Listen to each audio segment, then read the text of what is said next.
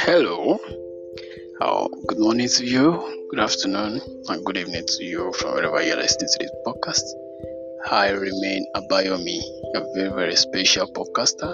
It is an honor, it's a privilege for me to continually come to bring up something for you to learn from, something for you to take home, and something for you to use to while away time. And so this morning again, I've come with something very, very, very important and something very educative. I have to tell you that I really took my time to prepare this because everybody needs it. Everybody, both young, both old, students, working class people, or even countess of industries. Everybody needs it because without it, nobody can survive. Alright, so last week I started a series on love language and I made a very, very important keynote about love language. How that none of the love language is the best. If you haven't listened to the podcast, I adjourn you to join me to listen to the podcast again. Today, tomorrow, or anytime. Just go to my website and go to my podcast page. You will see there the number 60. His words love language is the best. That is the topic for last week podcast. What love language is the best. And so this weekend I have been seriously troubled to continue with the love language series, but I just had to put this up together because it's really, really very important and it is necessary and needed in this particular time. And so I have come again with a very, very important topic. It says how to receive love. How to receive love. How to receive love. The topic may be something that many people anticipate to learn from, and I must tell you categorically that this is one of the best series we ever listened to. How to receive love. Now, before I go into how do you receive love, I'd like to remind you again, because I believe that you know what love is. Or let me ask you, what do you understand by love? What do you understand by love? In your own language, what is love? To you personally, what is love? I believe you have given me a very good answer, even though I can't trace it from your hand. But I must tell you from my own hand what love is. So I like to describe love as an affirmation that you are a man. Simple. Love is an affirmation that you are a man. Love is a whole thing that defines your humanity, that defines who you are, that defines what you do. Because I must tell you, there's no man that can live or survive without love. If you can't be loved, then you are not a man. If you can't be loved, you are not a man. So everybody can be loved. Everybody is a man.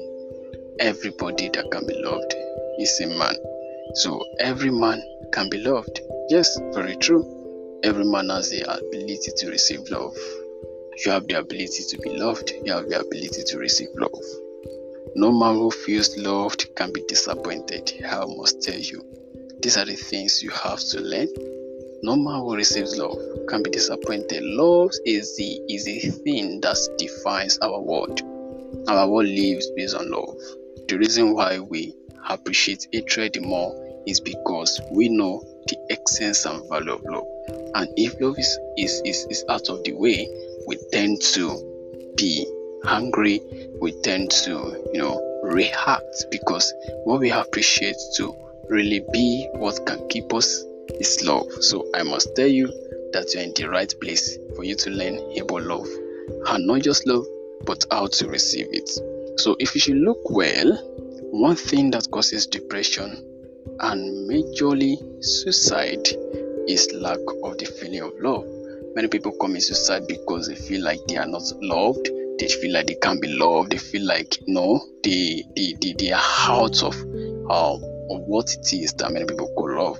Many people they come with the conclusion that, oh, nobody loves me, nobody can do this, nobody can do that. So that is why I have to put up this podcast for you, because the moment you understand how to receive love, you won't be bothered by who loves you or who does not. So then I like to say, how then can you receive this love so that it can help you feel human? In order for you to feel more human, you have to learn how to receive love. So what is the way to receiving this love? What is the way to receiving true love? True love, the topic, how to receive true love. What's the way to receive true love? So I like to tell you that there is only one way to receive true love, and when you receive true love through that way, satisfaction comes to you, whether you notice the person that gives it to you or you don't notice anybody giving it to you. If you notice anyone giving it to you, it is a better thing. But if you don't notice anybody giving it to you, even with the key I'm trying to tell you, you will always feel loved. And the only one way to feel loved is, I want you to guess. The only one way to receive true love is by giving out true love. The one way to receive true love is by giving out true love. This may sound somehow to many people, because to them they'll be giving out love, they'll be showing other people love, they'll be trying to invest, be committed sacrificially, and then when they don't see others, reciprocating what they give to them, they feel bad. They feel like, okay, I can't do this anymore. This is not my thing again.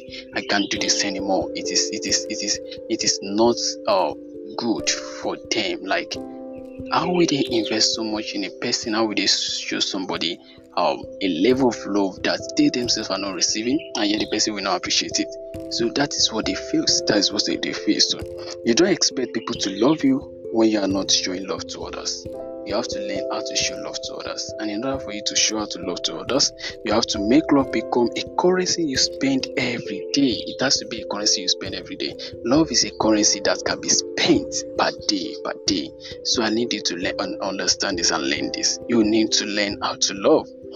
And the moment you start expecting people to give to you, or what you are giving to them, with so much expectation, it won't do much to you.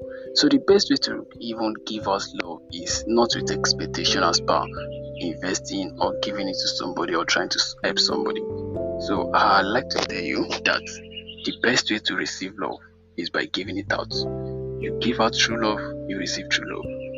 And don't give out true love with the mind of you expecting that same thing from the person. Yes, the mindset, the motive is a very, very important thing to consider. The motive behind it. Why are you giving that person love?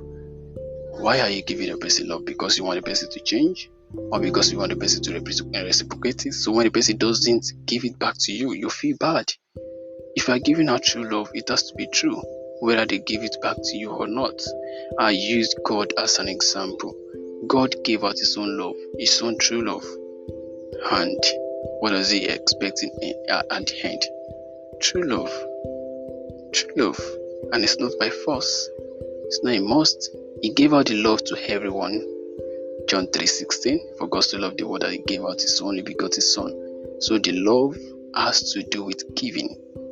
And then what does he expect? He said each and every one of us, we should love him with all our hearts and all our minds. But it's not by force. If you don't give it to him, he doesn't feel bad. He doesn't change his name. He doesn't change anything about him. All he has done is for you. He loves you still, even when you don't give it back. So do you love the person? Can you love the person still, even if you don't receive the love back? Can you love the person still, regardless of them reciprocating it for you or not? Can you still love them? Can you still retain that level of sacrifice you always give to them? So the best way to receive true love, like I told you, is by giving out true love.